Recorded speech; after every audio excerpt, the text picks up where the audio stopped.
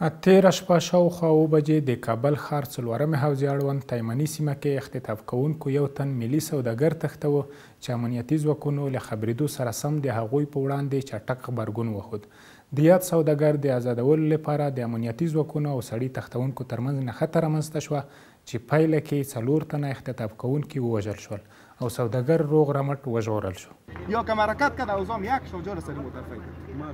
محمد ابراهیم قاسمی تاجر ملی تلاش و قهرمانی های نیروهای امنیتی را می ستاید و از جریان رویداد چنین می گوید: بین سرک 3 و 4 تایمنی وقتی که اختطافچی‌ها به کوچه بنبست خوردن، اینا مجبور شدن که موتر زیره را همراه ما در ساحه اعلا کنن و خودشان پیاده از اونجا فرار کنن.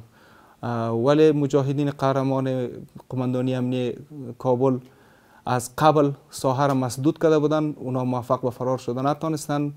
به مجرد بسیار عاجل بسیار سریع آمدن اول مرا از ساحه امن و امان تسلیم شدن. بعد از او فکر کنم که تمام دوزا و اختطافچی‌ها را از پای در آوردن.